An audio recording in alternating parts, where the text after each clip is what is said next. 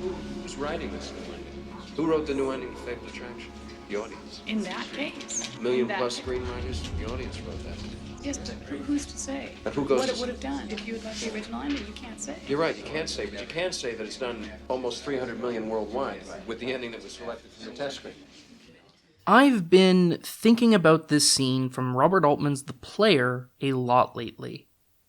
A room full of Hollywood executives are having a meeting when one raises the possibility of making movies without writers, proposing the studio instead take stories from the news and filter them through narrative and genre formulas. Immigrants, protest, budget cuts, and literacy program. Human spirit overcoming economic adversity sounds like Horatio Alger in the Barrio. Put Jimmy Smits in it and you got a sexy stand to deliver. Next. Mudslide kills 60 in slums of Chile. Triumph over tragedy sounds like a John Borman picture. You still have a happy ending on it, the script will write itself. The scene and the idea reach their culmination with protagonist Griffin Mill, who says this. I was just thinking what an interesting concept it is to eliminate the writer from the artistic process. If we can just get rid of these actors and directors, maybe we got something here.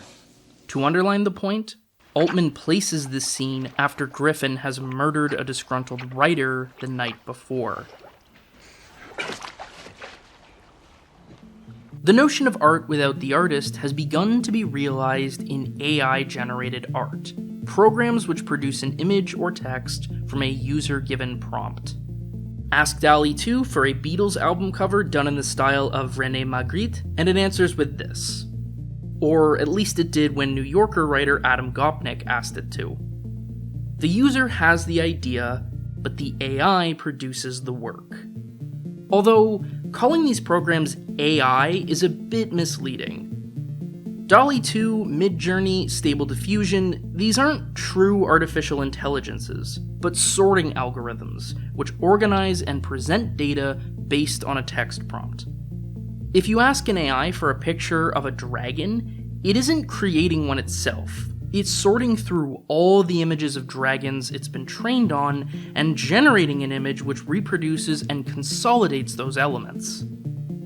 Not unlike the studio executives in The Player, these algorithms are trained on existing art and filter prompts through those formulas to generate a product. For a more elaborate example, let's consider this series of AI-generated images supposedly depicting how various filmmakers might have shot the World Cup. Midjourney has been trained on existing images available online and reproduced the results here. Both the typical visual elements seen in images of the real World Cup, players, uniforms, stadiums, and the visual information associated with the respective directors. Tarantino's bloodletting, Kurosawa's rain, Wes Anderson's pastel color palette. Now, it needs to be said up front that AI art is not art. This is not a qualitative judgment, though for the record, I do think the vast majority of AI art is ugly, hollow, and lacking in consistent style. Rather, this is a matter of definition. Art is one of the most hotly contested topics in all of culture, but one cornerstone of most definitions is the idea that art is an expression of human creativity. Art isn't just the work in and of itself, but a form of communication between people. Whether that communication is clear and direct or vague and abstract, the ideas a work conveys are essential to that work being art.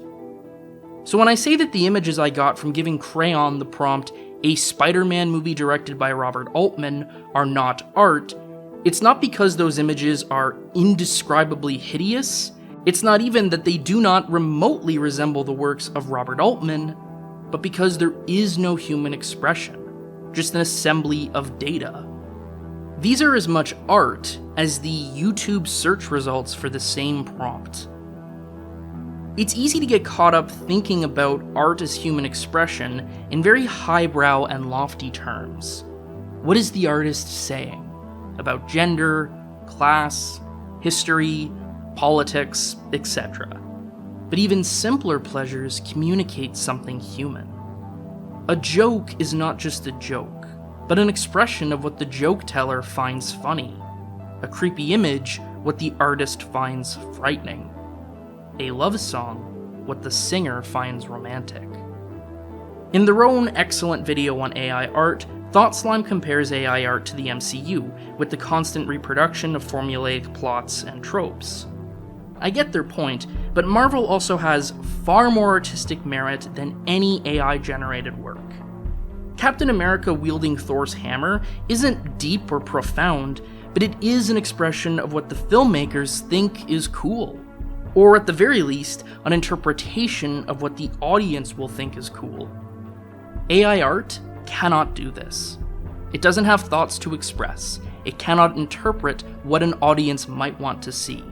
It can only reproduce existing data in response to a prompt without actually understanding what it is reproducing or why.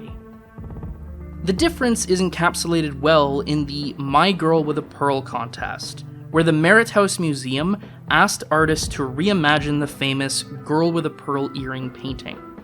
One of the 5 winners was a girl with glowing earrings, created in Midjourney and touched up in Photoshop. AI evangelists championed this as an epic win for AI art, but I find myself far more intrigued by Nanan Kang's submission, Corn with a Pearl Earring, made by assembling some simple props in a manner reminiscent of the iconic painting. On first glance, Midjourney's work might seem more impressive, given it's a full painting with a glossy sheen, but on closer inspection, Kang shows a far deeper understanding of the original painting than an AI could ever attempt. To evoke Johannes Vermeer's artistry with a corncob, an earring, and some fabric requires a nuanced understanding of color, framing, and composition. Kang gets to the core of how Girl with a Pearl Earring actually works, boiling its form and expression to its essentials. All Midjourney can do is produce a copy, glossy but hollow. It can replicate the visual elements of Vermeer, but not his style. The same limitation can be observed in the World Cup images we looked at earlier. Midjourney does not mimic the style of famous directors so much as it does copy disparate elements from their work. Francois Truffaut's World Cup only superficially resembles Truffaut's style.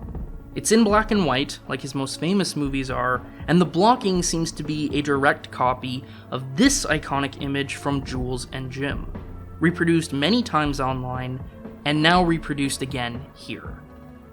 Tarantino's pop genre mashups and exploitation sensibilities are reduced to a mere blood splatter, because his movies are violent.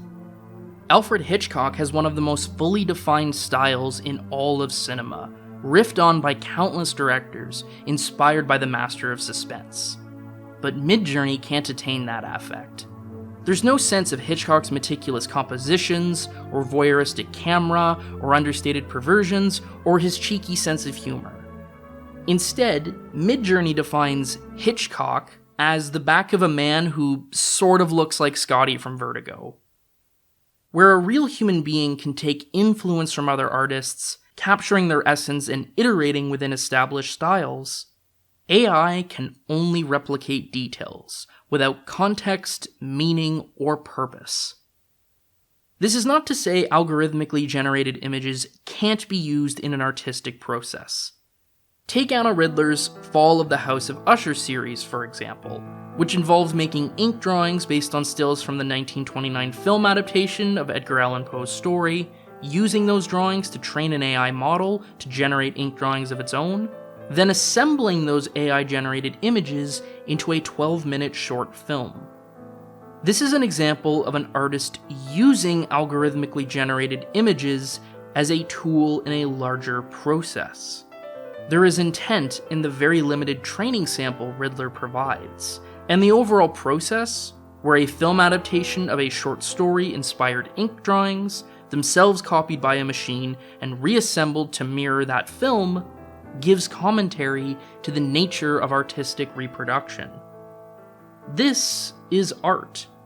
Indeed, many critiques of AI art find fault not in the technology itself, but in capitalism, in systems which turn all art into commodities, and in the mass economic threat AI art holds for working artists. I agree in theory, but I also find it rather telling who is most excited about AI art. Because it's not artists experimenting with a new tool. In fact, some artists have begun collectively pursuing legal action against AI art. The algorithms trained on reproducing the work of real people without consent, compensation, or credit. No, the people most excited are tech bros, crypto enthusiasts, self-described investors, and entrepreneurs. The kind of people who've never had a creative idea beyond how can this make me money. Which brings me right back to the player. Remarkably, for a film so awash in the culture of movies, Altman pays almost no attention to the actual process of filmmaking. Even the most cynical movies about Hollywood have a certain affinity for the actual work. The Bad and the Beautiful is a scathing portrait of an unscrupulous producer, but it still delights in his ingenuity in solving problems. Sunset Boulevard is a haunting vision of what stardom does to a person, but it also shows how important being on a film set is to Norma. More recently, Babylon stews in all the ways the film industry exploits the people within it, but still marvels at the labor which goes into making a movie, and ultimately surrenders to the sheer power of the cinema. But the player is all business. Movies are reduced to simple capital. Either cultural capital, classics like Touch of Evil and names like Orson Welles or John Huston evoked to grant legitimacy, or economic capital, namely, how much money a film makes. No value exists beyond these parameters. And that's why AI art scares me. Much as I hope this goes the way of NFTs, a fad for tech bros that fails to translate beyond that bubble, the fact is, AI art represents the embodiment of a long-standing threat to art. The reduction of art to commodity. This process is apparent in the history of movies. From the influx of capital in the early years of the film business, placing greater emphasis on high revenues, to the acquisition of the major studios by larger conglomerates for whom movies were simply one more product to be profited from, to the collapse of all visual media as indistinct content. And now, AI art, the culmination of art stripped of all artistry. There is no artist to advocate for themselves, or experiment or unionize, just a machine that does what it's told. There is no labor, just product, a product whose value cannot be felt, only measured in dollars and cents. It is the dream of the Griffin Mills of the world, and a nightmare for everyone who actually cares about art.